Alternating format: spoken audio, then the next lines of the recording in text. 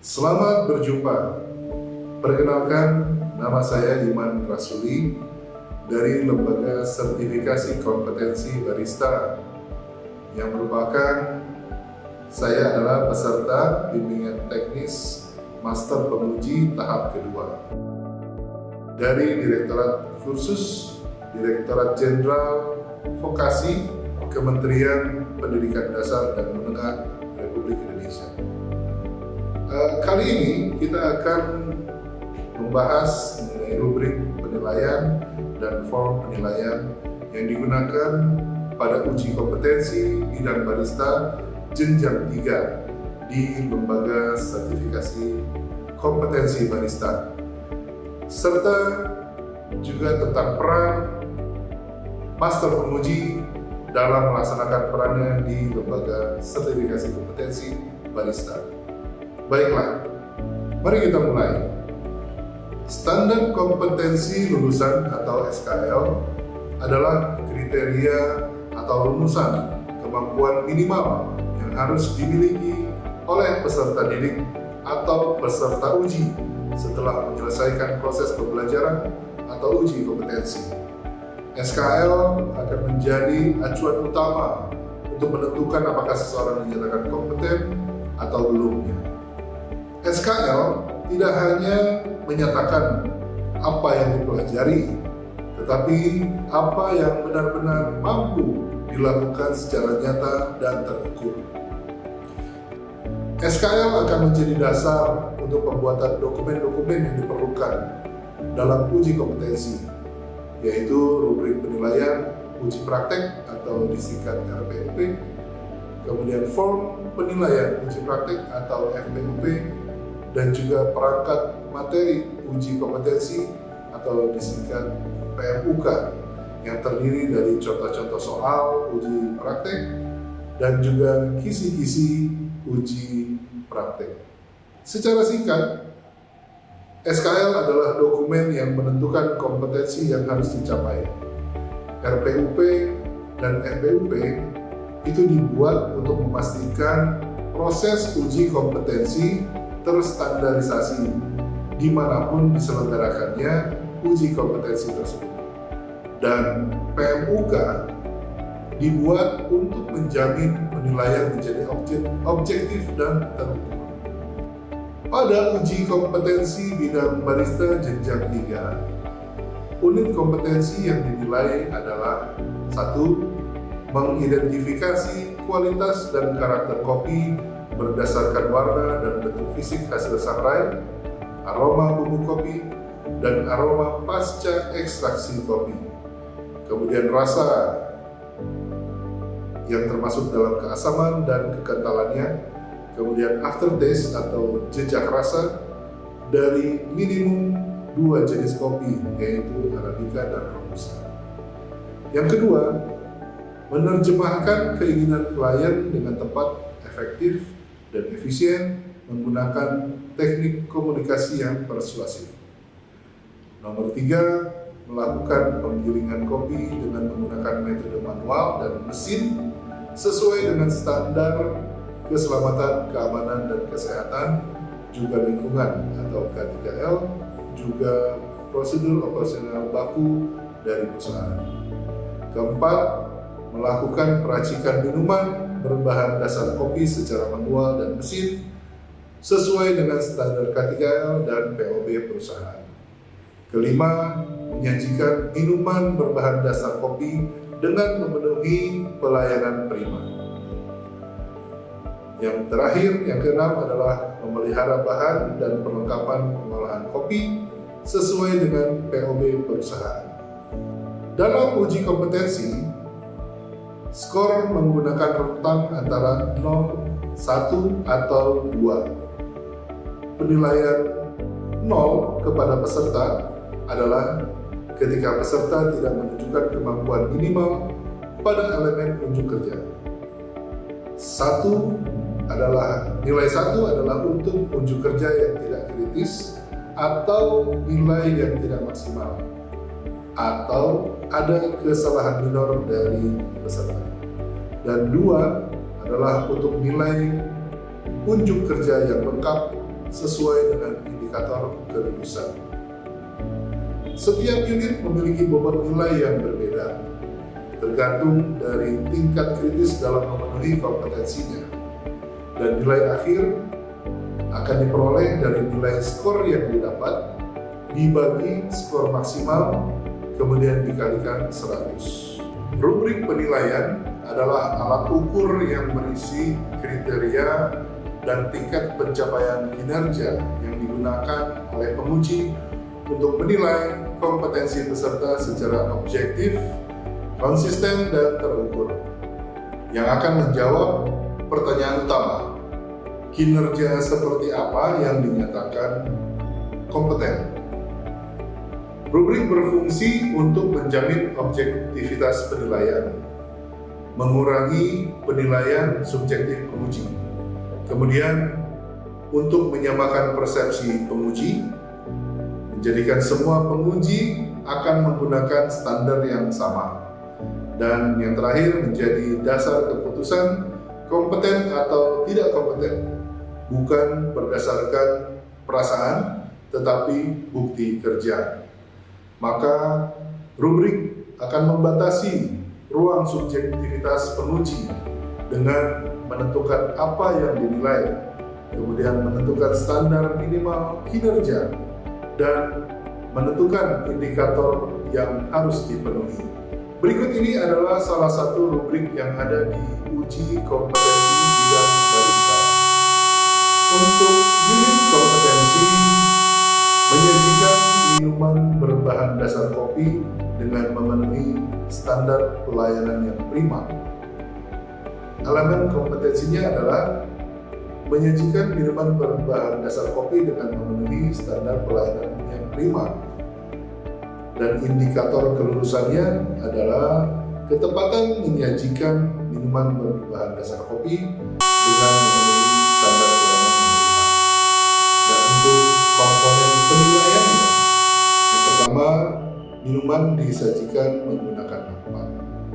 Kemudian yang kedua, minuman diberikan kepada orang yang tepat. Yang ketiga, minuman disebutkan, nama minuman disebutkan saat disajikan. Yang terakhir adalah pemesan dipersilakan untuk menikmati minuman. Kriteria skornya berbeda-beda.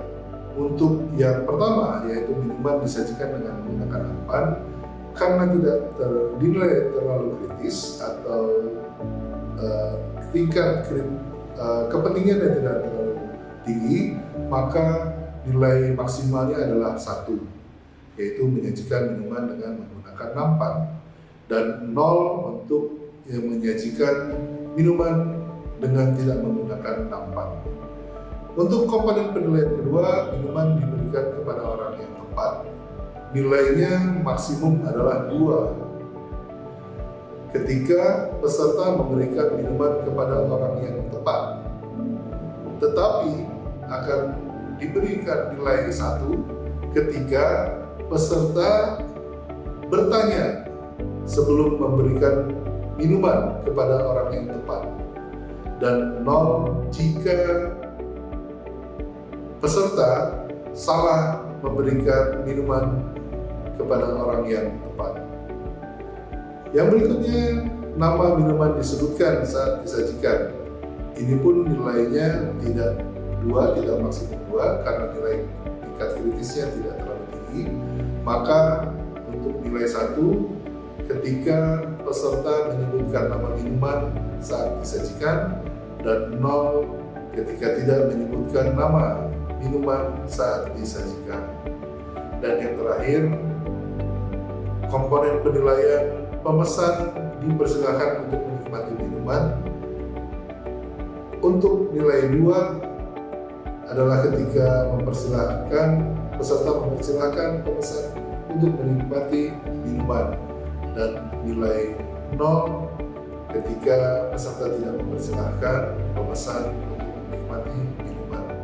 Di saat simulasi unjuk kerja menyajikan minuman berbahan dasar kopi dengan memenuhi standar pelayanan prima.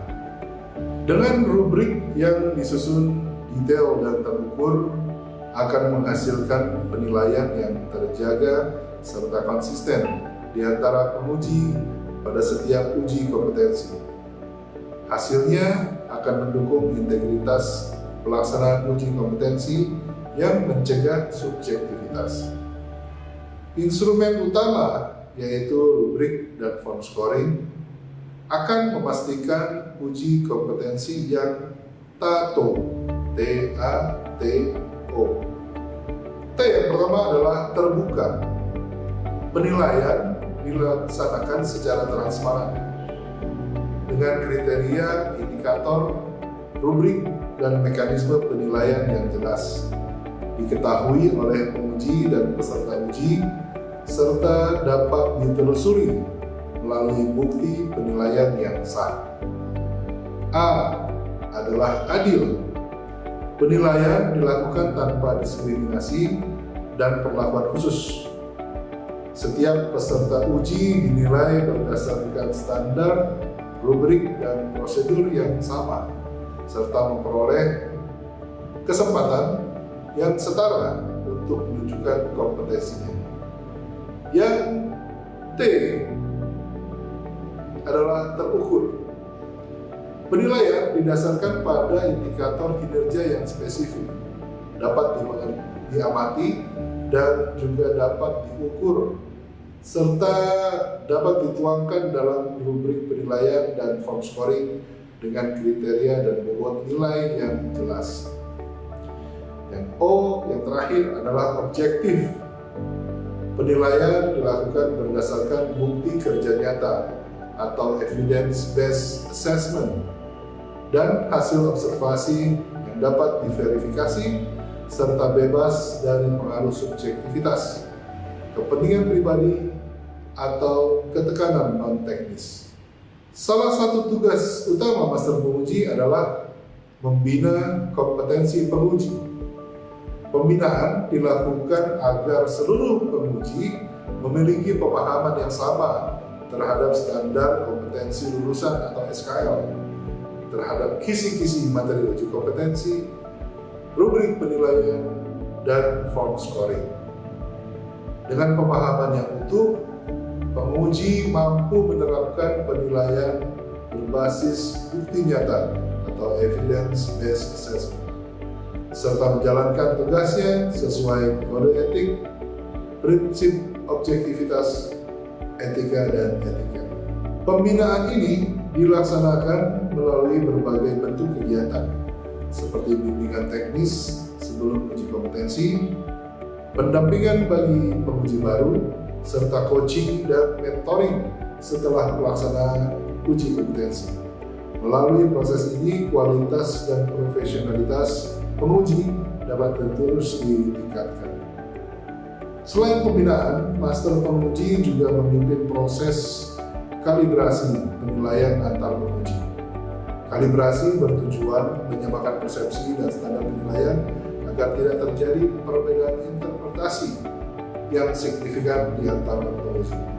Proses ini dilakukan dengan menggunakan contoh tugas uji yang sama, membandingkan hasil penilaian antar penguji, serta menyepakati batas minimal kompeten. Hasil kalibrasi terbukti akan meningkatkan reliabilitas penilaian dan menjamin konsistensi hasil uji kompetensi. Master penguji bertanggung jawab memastikan seluruh penguji menggunakan rubrik penilaian dan form scoring yang telah ditetapkan secara bersama.